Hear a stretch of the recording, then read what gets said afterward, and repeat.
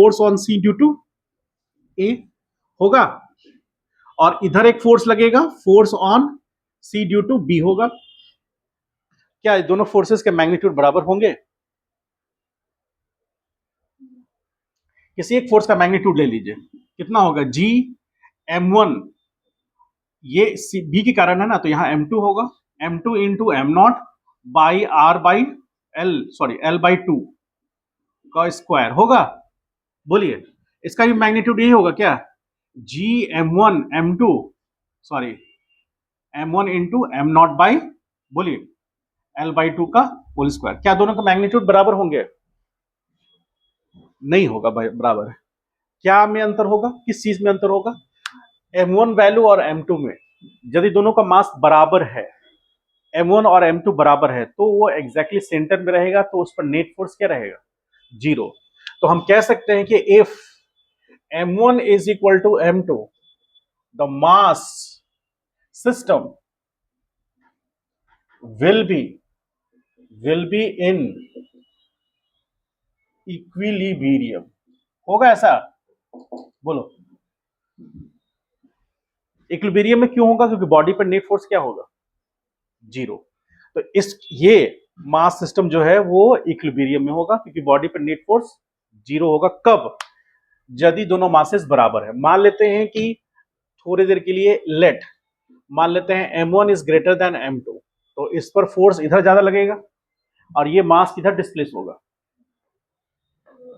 ठीक है, तो इस केस में इस डायरेक्शन में एफ नेट एक्ट होगा। कब होगा? When m1 is greater than m2। और इधर एफ नेट एक्ट कब होगा? When m2 is greater than m1। होगा ऐसे। अब दूसरा केस लेते हैं, सेकंड केस में क्या हो रहा है देखिए ध्यान से। ये बी हो गया, ये पॉइंट ए m1 और ये m2। ठीक है, अब इसके बीच में ये सेंटर पॉइंट है सी, लेकिन यहां पर है ऑब्जेक्ट डी, और उसका मास कितना है? यहां m0। ठीक है, अब इस मास पर यहां से लेंथ, टोटल लेंथ क्या है? टोटल लेंथ l मान रहे हैं, और ये लेंथ को हम l/4 मान रहे हैं। अब इस केस में मास m1 और m2, इस डायरेक्शन में लगेगा कौन? Force on d due to a, और इस डायरेक्शन में लगेगा force on d due to b। ठीक, क्या ये दोनों फोर्सेस बराबर हो सकते हैं? तो कंडीशन क्या है? क्वेश्चन में पूछ रहा है कि find the condition to achieve equilibrium. किस जगह पर इक्विलिब्रियम अचीव करना? कब? व्हेन इक्विलिब्रियम ऑन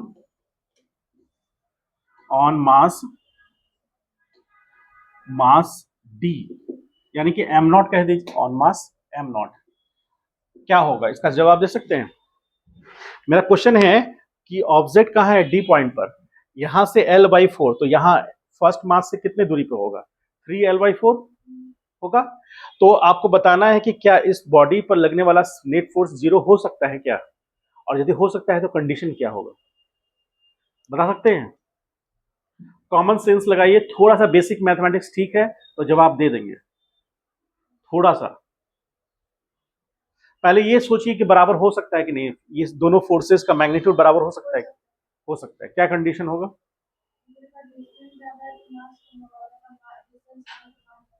यहाँ डिस्टेंस कम है तो मास का वैल्यू कम होना चाहिए, ज्यादा होना चाहिए।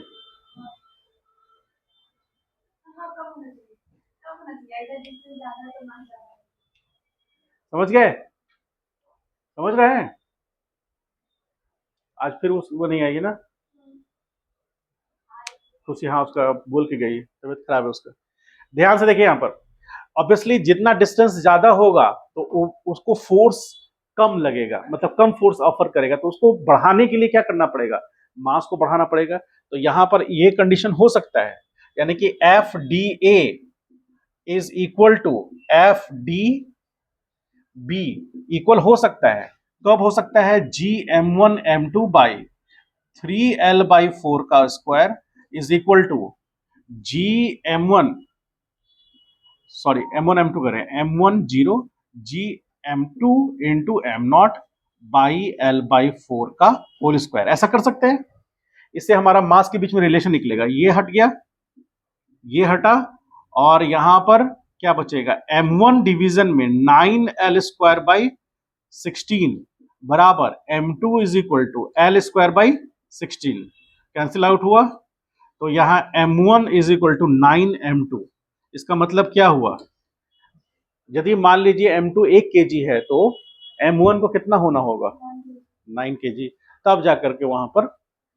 तो इस बात से हमें क्या शिक्षा मिली कि यदि मास किसी दूसरे मास की तरफ है तो जिस मास की तरफ है उसका मास कम होना चाहिए यदि इक्विलिब्रियम अचीव करना है। यदि ये इधर शिफ्ट हो गया तो m1 का मास कम होना चाहिए, और आप इसको मान सपोज करें ये इस पोजीशन पे आ गया, तो ये पोजीशन E है, तो इस पोजीशन E पर m1 9m1 बराबर m2 हो जाएगा, होगा ऐसा।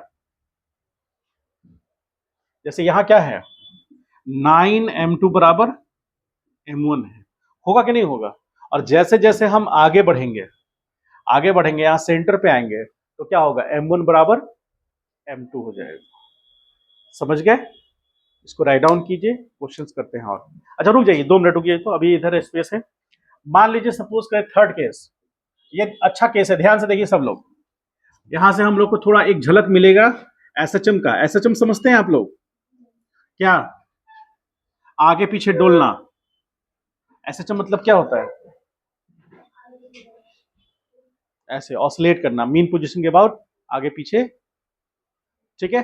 अब देखते हैं यहां पर होता है कि नहीं। देखिए यहां m1 मास है, फर्स्ट मास, सेकेंड मास, ये m2 मास है, इनका मीन पोजीशन यहां है, ठीक है। मान लीजिए यहां मास है m0, ठीक, तो क्या सिचुएशन होगा, ये टोटल लेंथ मान लीजिए l है और मीन पोजीशन c है, यहां से ये लेंथ r है,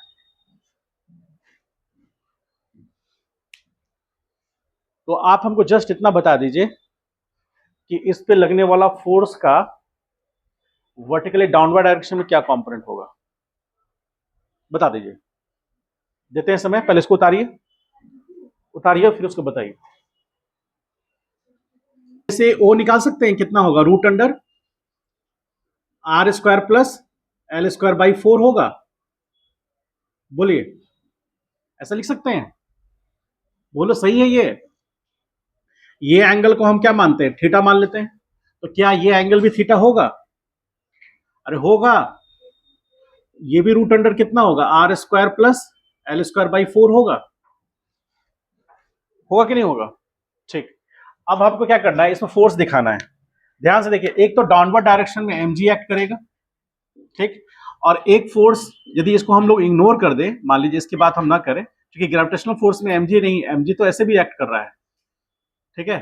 तो एक फोर्स हो गया ये F, कितना, force on O due to A, और एक इधर फोर्स लग रहा है, इस फोर्स को बोलेंगे force on O due to B। अब ये फोर्स, ये एंगल कितना मिलेगा हमें, ये एंगल थीटा है तो ये 90 माइनस थीटा होगा, या ये एंगल थीटा होगा, और ये एंगल, बोलिए, होगा थीटा, अरे हाँ ना बोलो कम से कम कि हाँ होगा कि नहीं होगा, होगा, ठीक। अब यहां पर ये एंगल थीटा है तो हम लिख सकते हैं FOA cos थीटा, और यहां लिख सकते हैं FOB cos थीटा। क्या दोनों फोर्सेस का मैग्नीट्यूड बराबर होगा या अलग अलग होगा, अलग अलग होगा। क्यों अलग होगा, क्योंकि दो मासेस अलग अलग हैं A और B पर, ठीक है, और उसका एक कंपोनेंट इधर आएगा, ये कौन सा कंपोनेंट होगा, एक ये होगा FOA sin थीटा, और ये एक बन के आएगा वो होगा FOB sin थीटा। अब हमारी नैतिक जिम्मेदारी है कि हम sin थीटा पता करें, और sin थीटा कितना होगा, बोलो, r/√r² प्लस l²/4 होगा ऐसा। cos थीटा क्या होगा, बोलिए, L/2 √under R² plus L²/4। एकदम कोई कुछ नहीं बोल रहा है, होगा ऐसा? अब पुट करेंगे तो इसका वैल्यू यदि निकालेंगे ये वाला, तो FOA cos theta is equal to कितना होगा, G M1 M0 by L²/4 होगा। क्या होगा? होगा R² प्लस L²/4 होगा इनटू cos थीटा। तो cos थीटा कितना हुआ, L/2 √under R² plus L²/4 होगा ऐसा? कोई कुछ नहीं बोलेगा मास्टर, तुम खुद ही लिखो, खुद ही समझो।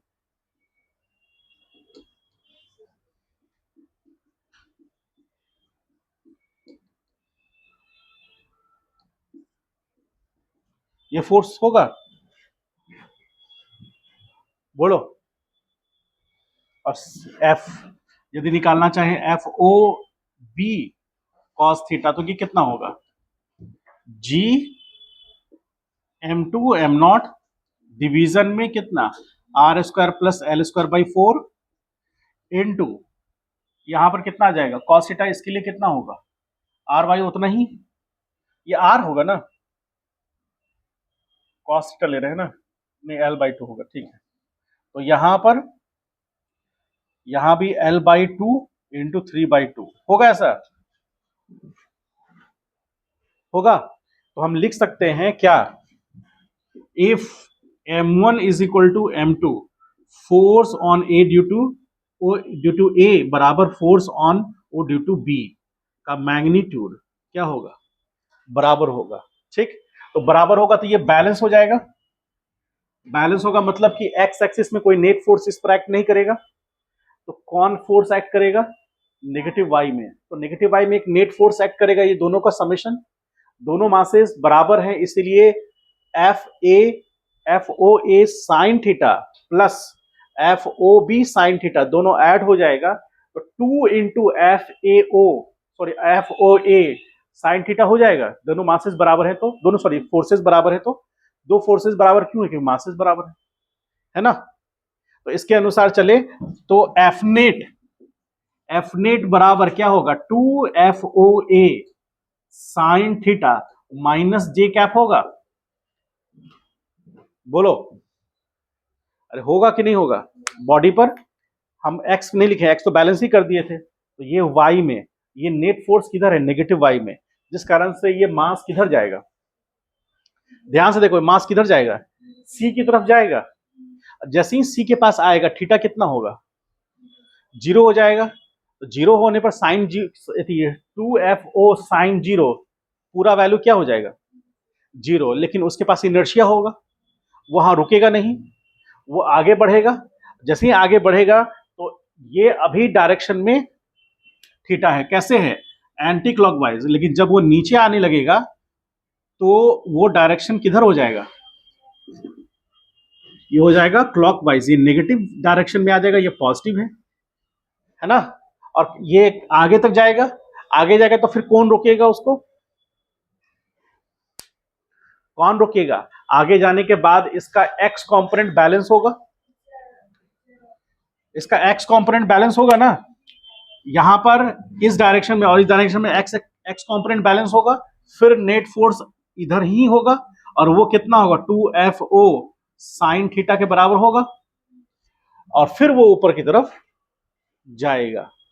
समझ गए, जब वो ऊपर की तरफ जाएगा तो ये मास जो है, ये मास ऐसे true and fro, back and fourth, upward downward direction में ऑसिलेट करता रहेगा अपने मीन पोजीशन के अबाउट करेगा। क्या ऐसा हो सकता है, हो सकता है ना।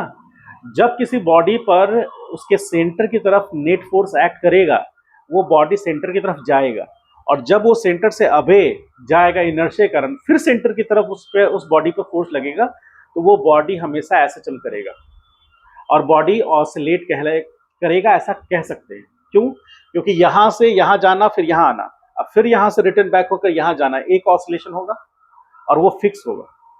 यदि उसका टाइम फिक्स है तो ये एसएचएम करता हुआ नजर आएगा। समझ गए? कभी आप घड़ी का पेंडुलम देखें ऐसे, वो क्यों करता है? क्योंकि सेंटर की तरफ हमेशा एक नेट फोर्स होता है, जिस कारण से पेंडुलम पेंडुलेट करता रहता है। कोई एयर असिस्टेंट फोर्स को नेग्लेक्ट कर दें या नेग्लिजिबल माने तो उस केस में हम लोग ले सकते हैं। समझ पाए इस बात को? चलिए इसको राइट डाउन कीजिए, कंप्लीट कीजिए। ये छोटा सा एग्जांपल था एसएचएम का, यहां से एचएसएम शुरू होगा। अरे तो रिकॉर्डिंग नहीं हुआ।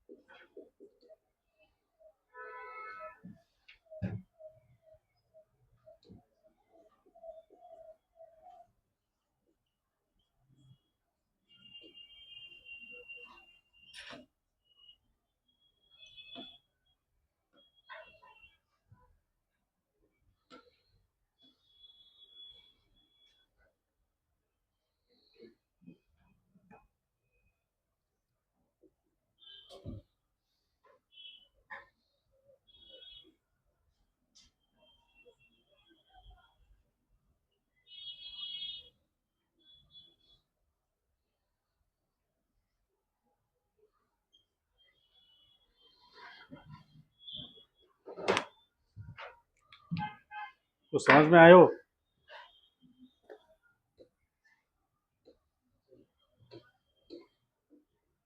है? तो समझ में आया?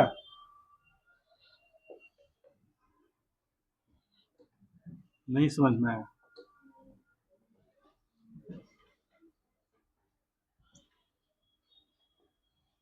नहीं समझ में आया तो कैसे आएगा?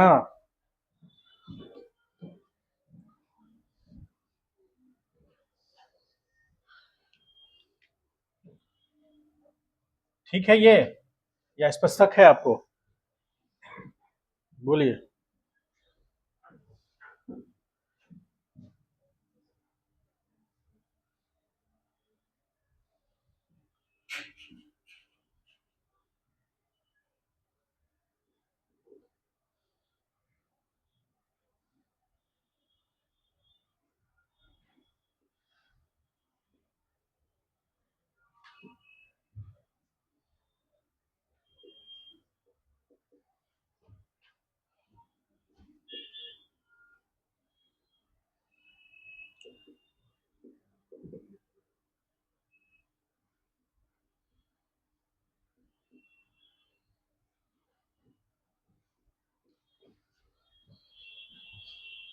ठीक है ये,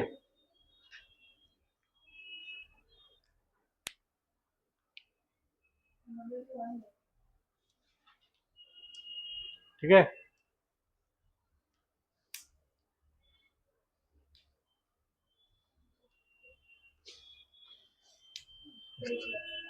हाँ, उतार लीजिए, छाप लीजिए। यदि नहीं सही लग रहा है तो बताइए, पूछिए, क्वेश्चन पूछिए, जबरदस्ती नहीं मान लेना है, डाउट लगे तो पूछिए।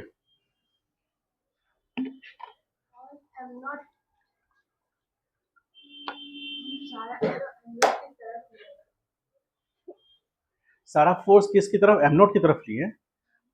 अरे एम नॉट की तरफ क्यों लगेगा? एम नॉट से अवे लगेगा ना, अट्रैक्टिंग फोर्स होगा ना।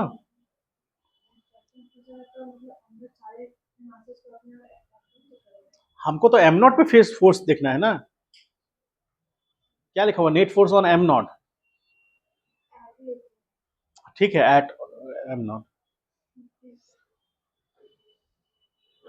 अंग्रेजी मीडियम से पढ़ी हो? हाँ, ठीक।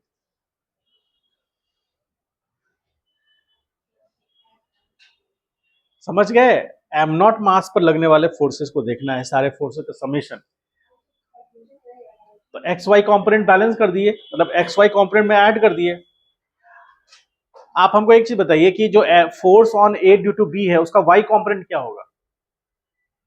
Force on A due to B का वाई कंपोनेंट क्या होगा? फोर्स का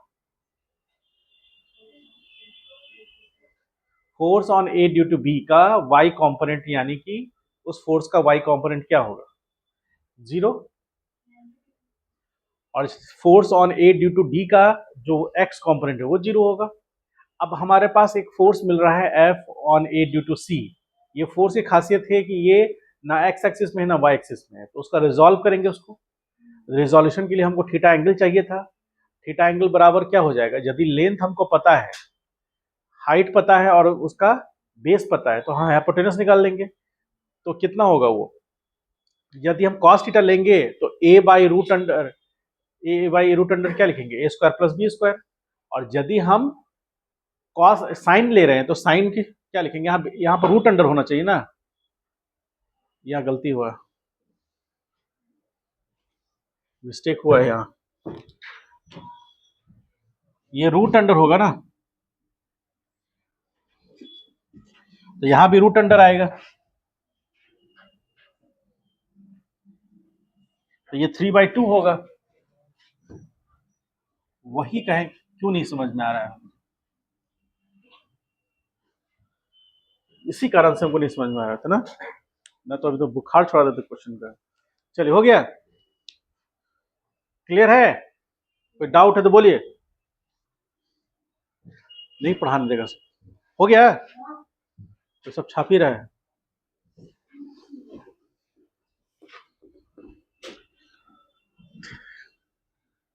कॉलेज में हम लोग बोलते हैं टीपना।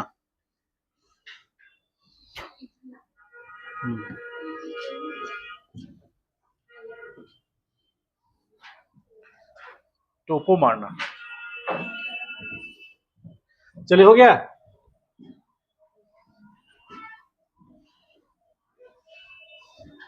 अब एक गहर विषय पर हम लोग अध्ययन करते हैं। एक गहरी विषय पर, पानी पीना है तो पानी पी लीजिए, इसमें से ले लीजिए। और किसी को पानी नहीं पीना है? अरे पीना है, थोड़ा सीधा हो जाइए, मतलब सीधा होने का मतलब है कि ऐसे झुके हुए हैं तो एकदम ऐसे हो जाएगी, थोड़ा सा रिलैक्स कर लीजिए। चलिए हम लोग पढ़ते हैं अब पोटेंशियल एनर्जी। थोड़ा सा अच्छा टॉपिक है, अब देखिए कैसे यूज होगा कॉन्सेप्ट। यदि वो कॉन्सेप्ट समझ गए तो आपको दिक्कत नहीं होगी।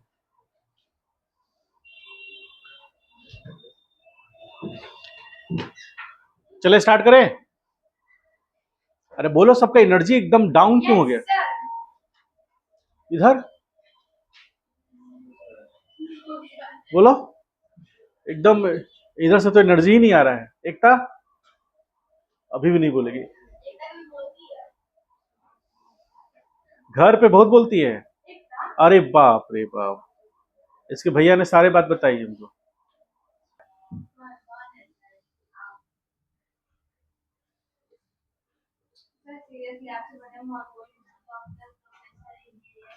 ग्रेविटेशनल पोटेंशियल हमसे अच्छा। अच्छा, बहुत सारे लोग हैं जो बोल रहा है वो किस किस हाल में कम है वो। मेरा मुकाबला तो हो ही नहीं सकता इन लोग से। सोचो, मेरे और आप में सबसे बड़ा अंतर यह है कि जिससे घर में रह रहे हैं उसकी एक बात आप नहीं मानते हैं, और तभी भी उसे घर में एकदम ढीठ की तरह रह रहे हैं। माहौल आपने ना बनाया है। अच्छा,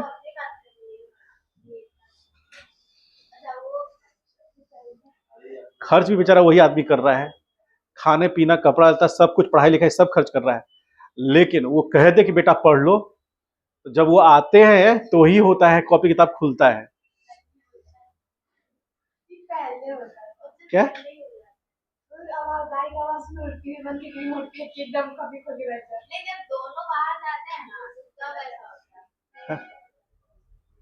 क्या हुआ? रिकॉर्ड हो रहा है क्या?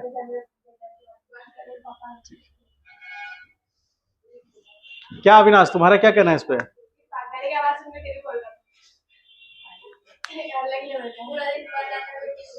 मेरे साथ ऐसा नहीं होता था, मेरे साथ ऐसा नहीं होता था। मेरे पिताजी को पता होता था कि ये अभी कॉपी किताब खोला है, तो मेरे पिताजी क्या करते थे ना, उल्टा कर देते थे, खरगोश की तरह कान पकड़ते जैसे ना, मेरा पैर ऐसे है, मेरा सर नीचे। अब मुझे ये लगता था कि हाँ यही ग्रेविटेशनल फोर्स है जो कि अगेंस्ट माई ब्लड सर्कुलेशन के काम कर रहा है। और पूरा चेक, पूरा यहां तक ब्लड भर जाता था, पूरा मन खुश हो जाता था। आइए, इसीलिए आज हम लोग पढ़ेंगे ग्रेविटेशनल पोटेंशियल एनर्जी। ऑन कर दीजिए, चलिए ऑन है। तो ऐसे क्या किए थे तुम? ऐसे क्या किए तुम? ओ, हमको लगा बंद कर दिए हैं। इन लोग के चक्कर में नहीं रहना है, अपना खुद लोग अपना ही लेवल पर हैं, ठीक है, इनका लेवल कोई टच नहीं। हाँ आइए, हाँ हाँ, उसका भी अंदर अंदर यही कहता है।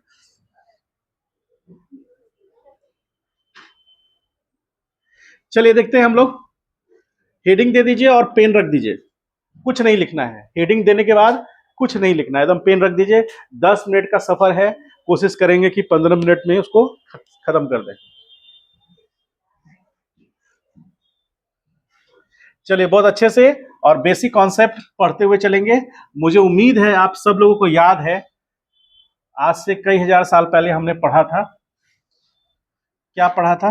Work done by conservative force. ठीक है, अब ध्यान से देखिएगा, यहां पर यहां एक मास है m1 और यहां एक मास कौन है? m2। उन दोनों के बीच में इनिशियल सेपरेशन, कहानी को अच्छे से समझते हुए चलेंगे और कहानी की तरफ पढ़ते चलेंगे, तुरंत समझ में आएगा।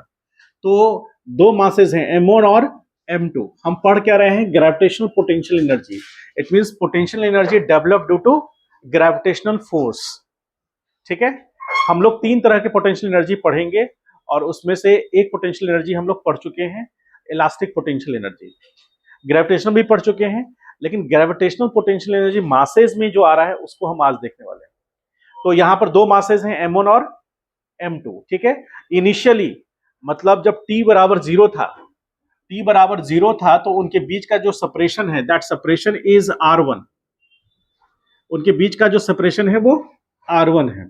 ठीक है, अभी क्या होगा इस मास को M2 को M1 मास अपनी ओर अट्रैक्ट करेगा। ये मास फिक्स्ड है, फिक्स्ड मतलब अपने पोजीशन को चेंज नहीं कर सकता है। लेकिन M2 जो है, M2 कैसा मास है? मूवेबल, मूवेबल मास है, ये मूव कर सकता है। तो क्या हुआ, ये मास को M1 मास अपनी ओर अट्रैक्ट करेगा, करेगा ना। लेकिन हम क्या कर रहे हैं, एक्सटर्नल एजेंट, एक्सटर्नल पर्सन क्या कर रहा है, ये M2 मास को पकड़कर इधर खींच रहा है। तो खींच रहा है तो ये तो इसको रोक कौन रहा था खींचने से?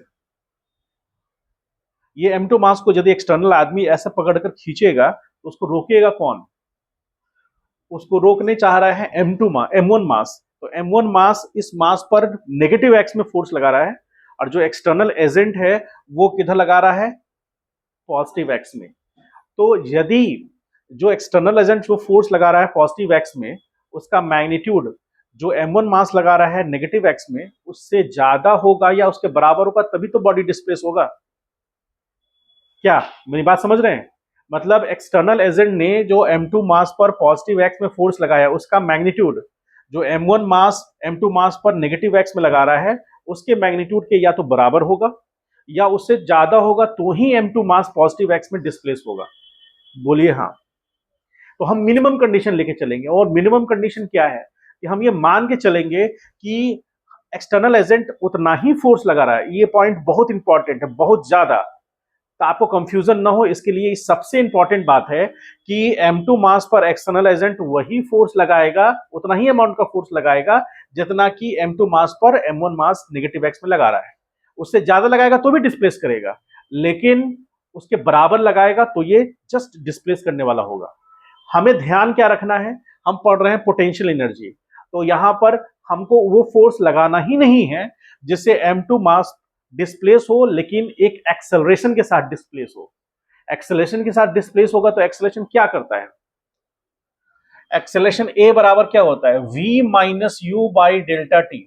तो यहां पर जो वेलोसिटी है वो सिग्निफिकेंट हो जाएगा।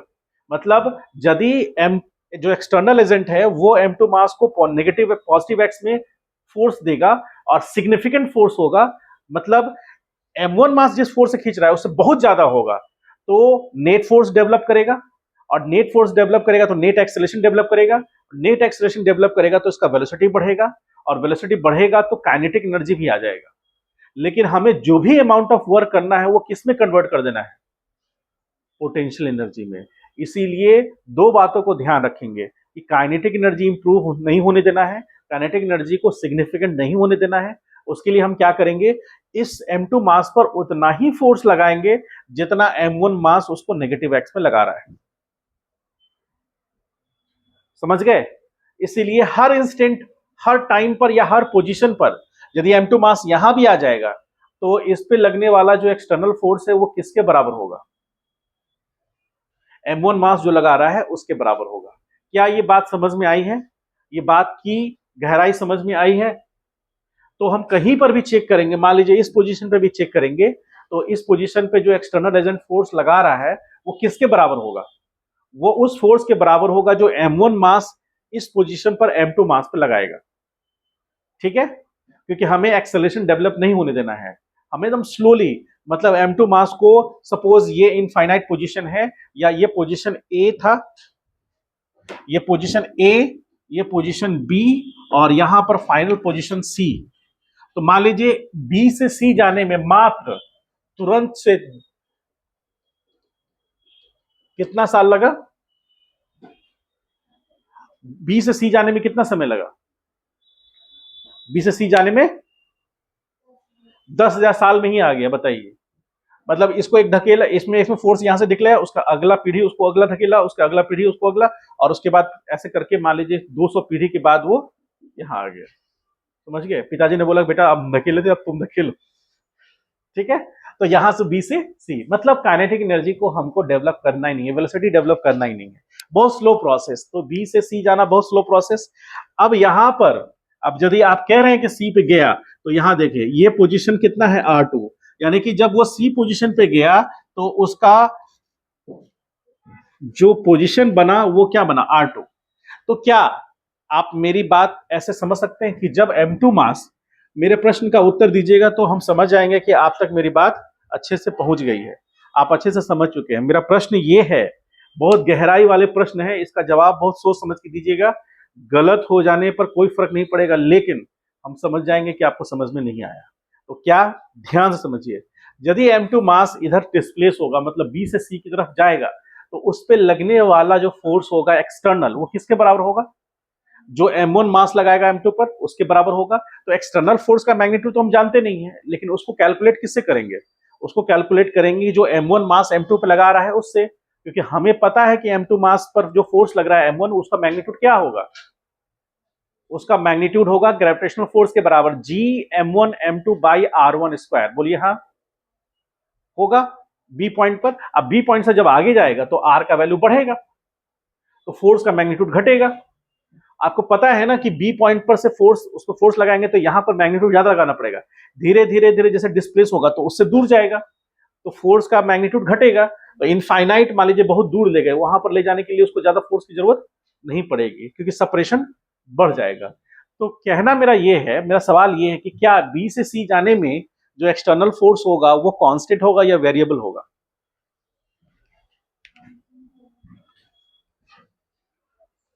बोलो, खुशी तुम बताओ। कांस्टेंट रहेगा, कांस्टेंट रहेगा। अविनाश,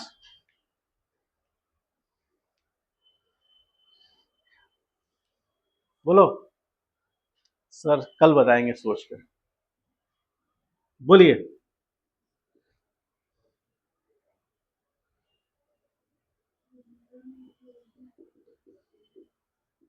अरे बोलो।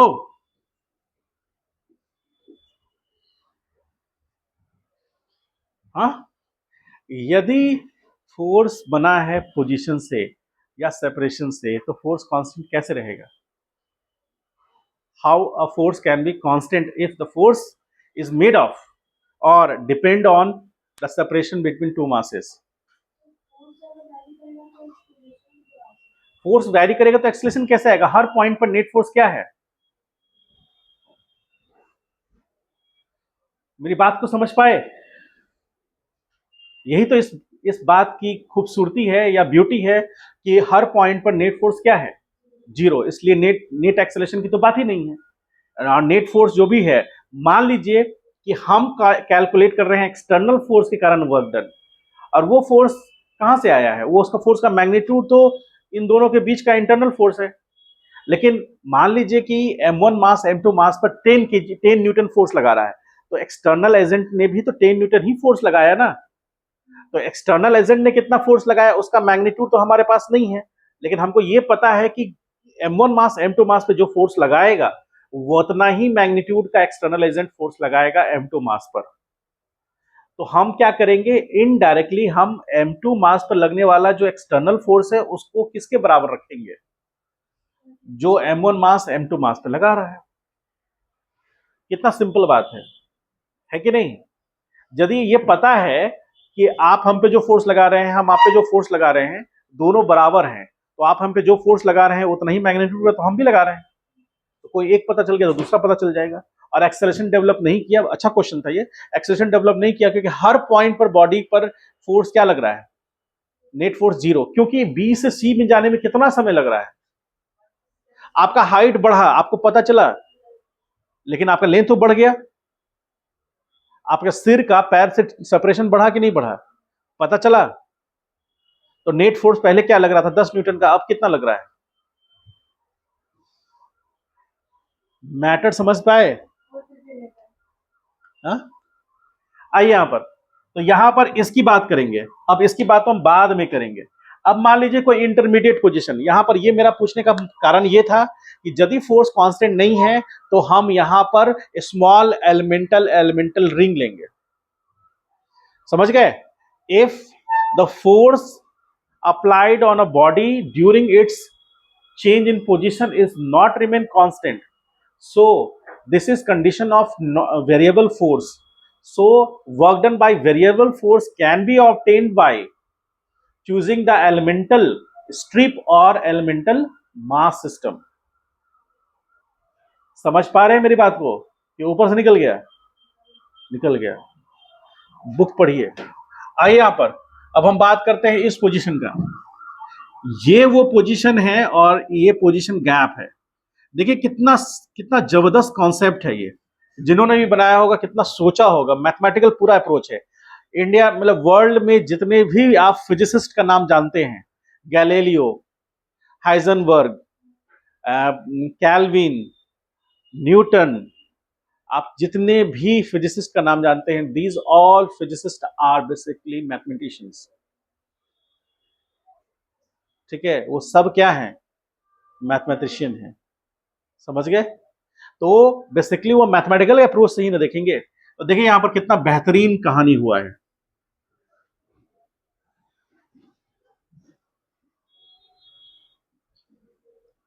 यहां से यहां तक पोजीशन हुआ आर और ये हो गया डी आर, यानी इस पोजीशन को हम मान रहे हैं डी और इसको मान रहे हैं डी डैश। तो डी से डी डैश जाने में टाइम कितना लगा?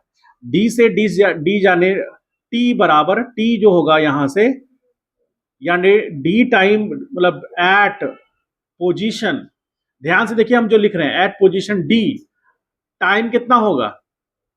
टाइम विल बी, अरे बोलो, टी। और डी से डी डैश जाने में टाइम कितना लगा? डी से डी डैश जाने में टाइम लगा टी प्लस टी टी। इसका मतलब है कि यहां सॉरी डी से डी डैश नहीं, डी से डी डैश जाने में टाइम लगा डी टी, डी से डी डैश जाने में टाइम डी डी टी लगा, और ड्यूरेशन डिस्प्लेसमेंट कितना हुआ? D R. हमको इस डी टी से नहीं मतलब है, लेकिन इस डी आर से मतलब है। तो अब हमको ये समझिए, इतने से डिस्प्लेसमेंट में छोटा सा डिस्प्लेसमेंट हुआ, तो छोटे से डिस्प्लेसमेंट में वर्क होगा। ठीक है, work done for small elemental displacement, कौन सा? डी आर होगा। क्या होगा? Will be. कोई कुछ नहीं बोल रहा है।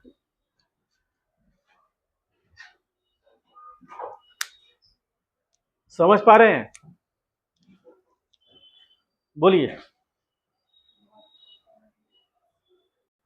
मास, when the mass m2 is displaced from, कहां से कहां? From b to c during its displacement, we take small elemental displacement dr and corresponding to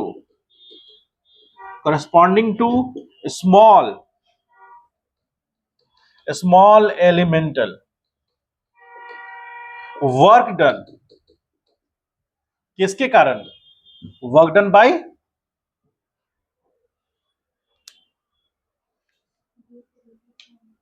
कलमिया खत्म हो गया, बोलिए। वर्क डन बाय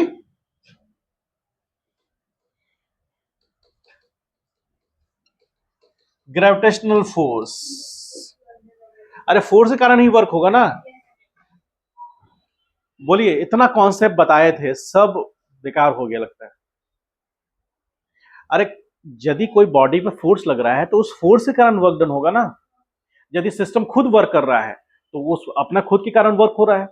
तो या तो या एक्सटर्नल एजेंट, क्योंकि इसको यदि हम सिस्टम मानते हैं तो सिस्टम पर लगने वाला फोर्स कौन सा है? Gravitational force. एक्सटर्नल एजेंट, तो ग्रेविटेशनल फोर्स के कारण जो वर्क होगा वही एक्सटर्नल एजेंट के कारण होगा, बस डायरेक्शन अलग होगा। ग्रेविटेशनल फोर्स लग रहा है नेगेटिव एक्स में और एक्सटर्नल एजेंट जो लगा रहा है वो किधर लगा रहा है? Positive x. तो हमको ये चेक करना है। अब यहां पर देखिए, तो ग्रेविटेशनल फोर्स के कारण तो वो स्मॉल वर्क डन कितना है? डी डब्ल्यू बाई, ठीक है। अब देखिए, तो यहां डी डब्ल्यू बराबर क्या होता है? F dot D x. बोलिए हाँ, होता है डी एक्स। सर यहां एक्स लिखे हैं वहां आर लिखे हैं, ठीक है। डी आर हो गया, ठीक। अरे तुम पानी मत, बोतल रखो नीचे, बोतल रखो। सेमिनार अटेंड कर रहे हो क्या? डी डब्ल्यू बराबर एफ डी आर कॉस कितना, देखिए यहां पर डी आर का डायरेक्शन इधर है और फोर्स का डायरेक्शन इधर है, तो उनके बीच का एंगल क्या होगा, तो थीटा कितना हो गया 180। पूरा दुनिया जानता है इस बात को कि कॉस 180 कितना होगा, इधर लगा डी आर और इधर हुआ फोर्स, तो थीटा बना कितना 180। अब देखिए यहां पर तो डी डब्ल्यू इज इक्वल टू क्या हो गया एफ डी आर -1 होगा ऐसे, तो डी डब्ल्यू बराबर क्या बना माइनस एफ डी आर, होगा ऐसा, अरे बोलो, ठीक। सब लोग जानते हैं, कोई बात छिपी हुई तो है नहीं, ये सब छिपने वाला बात तो है नहीं। ये कौन सा फोर्स है, वेरी गुड, ये तो समझ गए। बाकी और लोग, तो ग्रेविटेशनल फोर्स क्या होगा, किस पॉइंट पे हमको चेक करना है, हमको पॉइंट चेक करना है किस पर, डी पर। तो क्या लिखेंगे, देखिए एफ को क्या लिखेंगे G m1 m2 by r square into d r, और ये माइनस में, ठीक है, ये क्या ये ठीक है, बोलिए। तो फॉर कंप्लीट डिस्प्लेसमेंट के लिए क्या करेंगे, इंटीग्रेट डी डब्ल्यू करेंगे और minus G m1 m2 integration d r by r square, होगा ऐसा। देखिए यहां पर सब लोग, तो लिमिटिंग वैल्यू क्या रहेगा, देखिए यहां ऑपरेटर कौन है, डी आर ऑपरेटर, यानी आर का ऑपरेशन चल रहा है, ठीक है। तो आर का ऑपरेशन कर रहा है, तो यहां पर इनिशियली यानी कि आर इनिशियल कितना था, जब वो कहां पर था, बी पर था, बी से चलना स्टार्ट किया, तो इनिशियल पोजीशन क्या हुआ R1, कहां तक जाएगा, R माइनस फिर R1,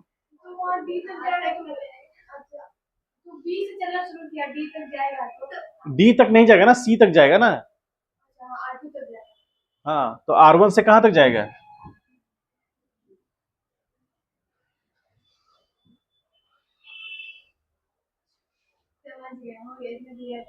क्लियर है ना, पुष्कर।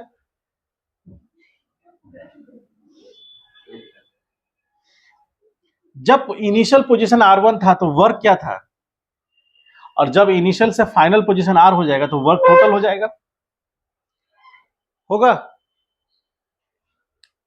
अब यहां पर देखिए डी डब्ल्यू की जगह डब्ल्यू पुट कर सकते हैं, और लिमिटिंग वैल्यू 0 से डब्ल्यू के लिए माइनस जी m1 m2, इसको क्यों बाहर किए,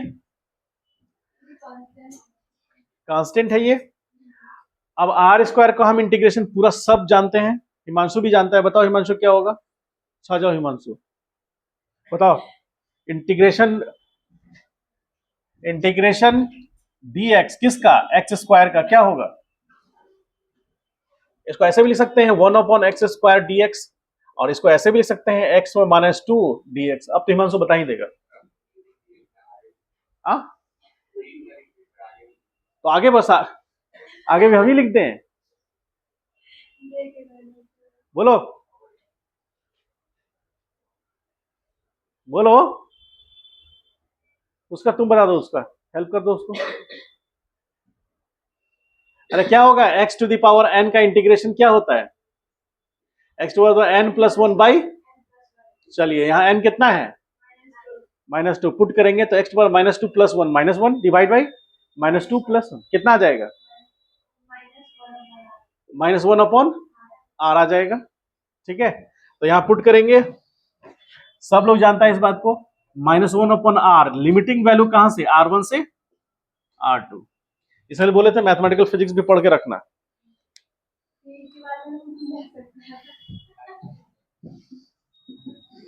-gm1 m2, और लिमिटिंग वैल्यू चेंज कर देते हैं, 1/r, लिमिटिंग वैल्यू क्या रहेगा, ये R2 और ये R1। तो देखिए W इज इक्वल टू क्या हुआ, -gm1 m2, और यहां होगा 1/r1 - 1/r2, होगा ऐसा। तो W इज इक्वल टू क्या हुआ, gm1 m2, यहां होगा 1/R2 माइनस 1 अरे बोलो, देखो यहां पर क्या ये फाइनल रिजल्ट होगा? हाँ, ये work done by gravitational force from A to B to C के लिए हो गया, बी टू सी के लिए।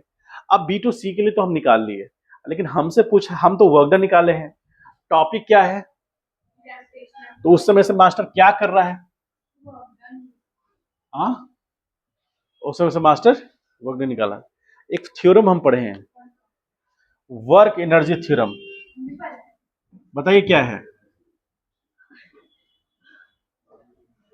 बोलो।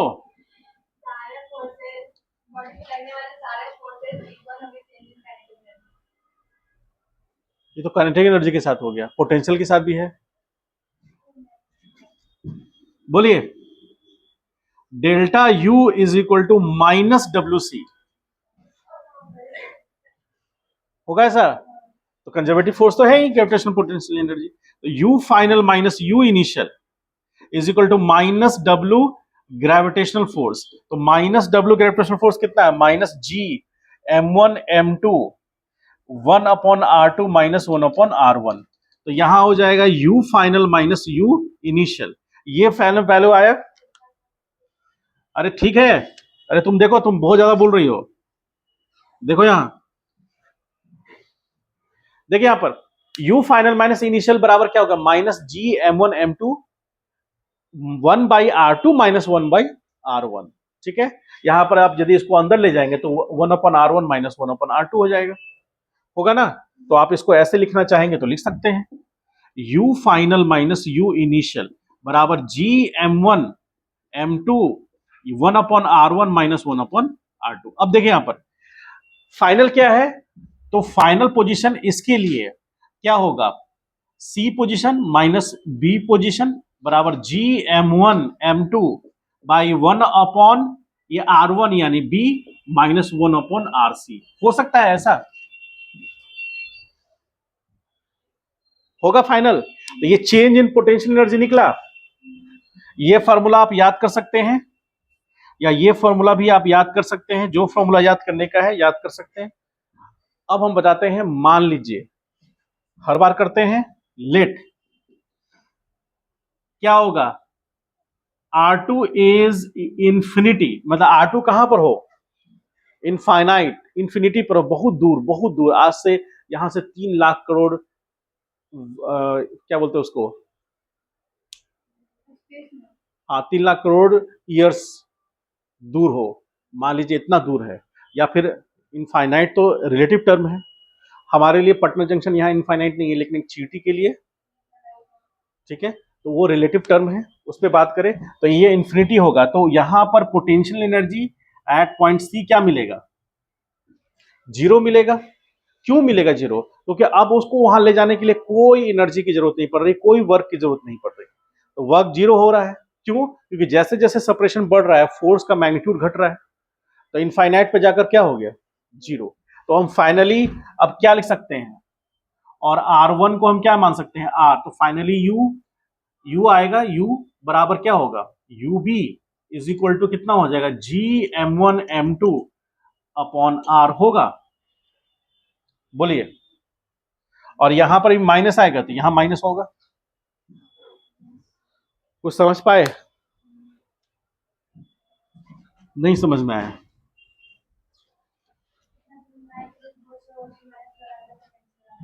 फोर्स को माइनस लगाने से पोटेंशियल आ जाएगा, बाकी वहां पर 1/R है, वहां R² है।